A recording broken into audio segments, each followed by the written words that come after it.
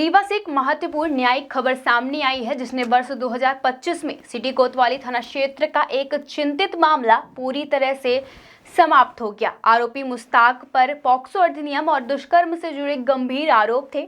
गिरफ्तार होने के बाद यह मामला न्यायालय में लंबी सुनवाई के तहत विचाराधीन रहा। बचाव पक्ष की ओर से अधिवक्ता ब्रिजेंद्र गुप्ता उर्फ बिज्जी और उनके सहयोगी अधिवक्ता तरुण चतुर्वेदी ने प्रभावी पैरवी की। उन्होंने अदालत में सभी साक्ष्यों और कानूनी प्रावधानों का हवाला देते हुए अपने पक्ष को मजबूती से रखा। उनका तर्क था कि अभियोजन द्वारा प्रस्तुत साक्ष्य पर्याप्त नहीं है और कई महत्वपूर्ण बिंदु पर संदेह स्थिति है।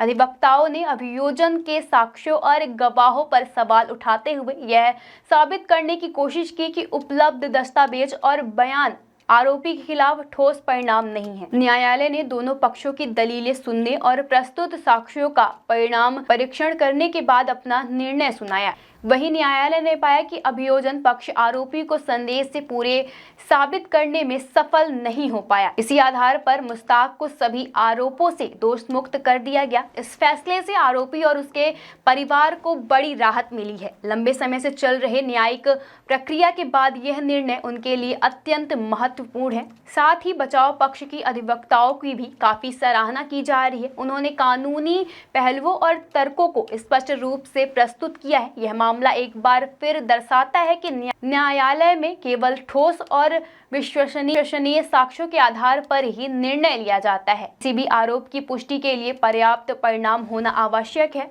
वहीं न्यायिक प्रक्रिया में दोनों पक्षों को अपना तर्क और साक्ष्य पेश करने का पूरा अवसर मिलता है और इसी आधार पर निष्पक्ष निर्णय होता है। रीवा से इस मामले में आए फैसले ने न्यायिक प्रक्रिया की पारदर्शिता और निष्पक्षता को उजागर कर दिया है। यह साबित करता है कि कानून और साक्ष्य ही न्याय सुनिश्चित करते हैं।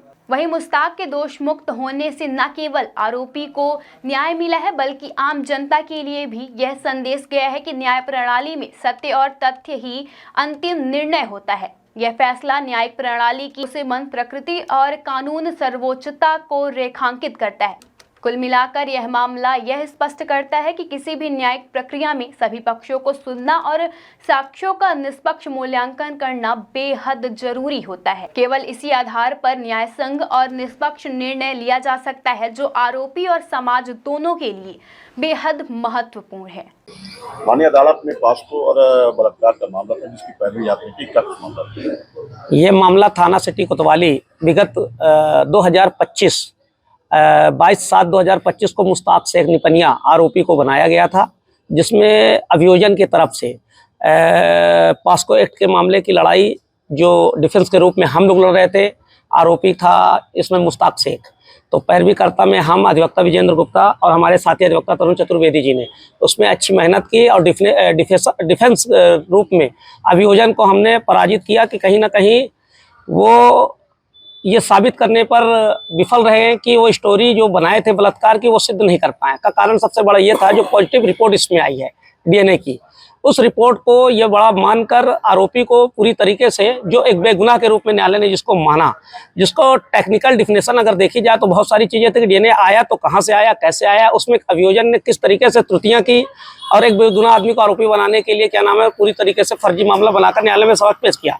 पद्मा जाटव की कोर्ट से सत्र न्यायालय से मामला बरी हुआ और ये एक समाज के लिए मैसेज भी है। समाज के लिए मैसेज इसलिए है कि पीड़िता के द्वारा जो 14 वर्ष की नाबालिग बच्ची थी, उसके परिवार के द्वारा ये आरोप जब लगाया गया तो ये पूर्व में इसकी शिकायत पैसे के लेन देन की थाना सिटी कोतवाली में हुई थी, जिसकी जांच पुलिस के द्वारा सही तरीके से नहीं की गई।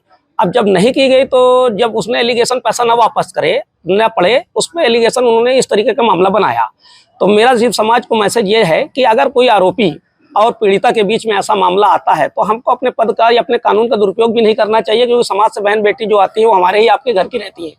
पर इस तरीके से जो पुरुष फंस रहे हैं बेगुनाह, जो अपने पैसा मांगने जा रहे हैं और लोग इस तरीके का चरित्र हत्या का काम कर रहे हैं, तो इस तरीके से न्याय पाना भी एक बड़ा सौभाग्य की बात है। इसलिए मैं धन्यवाद देता हूँ कि कहीं ना कहीं आज न्याय जीता और अभियोजन जो पूरी तरीके से विफल रहा और पीड़िता के द्वारा जो गलत आरोप लगाए गए वो न्यायालय के द्वारा हमारे आरोपी को दोषमुक्त कर कहीं ना कहीं हमको न्याय मिला।